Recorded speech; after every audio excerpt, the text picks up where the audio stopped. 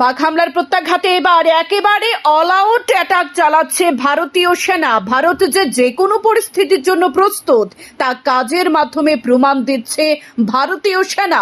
পাক অধিকৃত কাশ্মীরের বাতাল, মাদারপুর, তেত্রিনোট, হাজিরা জেলায় প্রত্যাঘাত হানে ভারতীয় সেনা। ব্যাপক ক্ষয়ক্ষতি হয়েছে পাক সেনাবাহিনীর।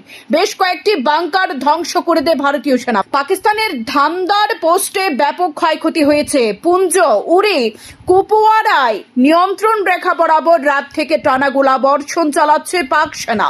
পাল্টা জবাব দিচ্ছে ভারতীয় সেনাবাহিনী। শুধু হামলা নয়, ভারতে জঙ্গি অনুপ্রবেশ করানোর চেষ্টাও চালাচ্ছে পাকিস্তান। বৃহস্পতিবার সাম্বা সেক্টরে গভীর রাতে সীমান্ত পেরিয়ে ঢোকার চেষ্টা করে 12 জন পাক জঙ্গি। বিএসএফ এর গুলিতে নিহত হয় 7 জন জৈশ জঙ্গি। অপরদিকে পুঞ্জে অবিরত চলছে গোলাগুলির লড়াই। টানা পাক গোলাবর্ষণে জবাব দিয়ে চলেছে ভারতীয় সেনা। পাক অধিকৃত কাশ্মীরের বাতাল, মাদারপুর, তেত্রিনোট, হাজিরা জেলায় প্রত্যাঘাত এনেছে ভারতীয় সেনা।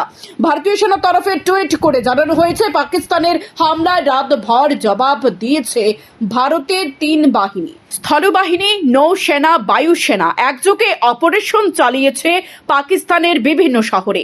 পাকিস্তানের রাজধানী ইসলামাবাদে লাগাতার বিস্ফোরণের শব্দ শোনা যায় রাতের বেলা।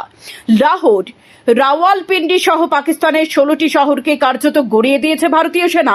ব্যাপক ক্ষয়ক্ষতি হয়েছে সর্বত্রই। ভারতের আকাশে যুদ্ধ বিমান, ড্রোন নিয়ে ঢুকে পড়া নিয়ন্ত্রণ রেখা বরাবর ক্রমাগত গোলাগুলির কড়া জবাব দিয়েছে সেনা। পুঞ্জের নিয়ন্ত্রণ রেখা বরাবর রাত থেকে টানা গোলাবর্ষণ করে চলেছে পাক সেনা। পাক সেনার গোলাবর্ষণের কড়া জবাব দিচ্ছে ভারত।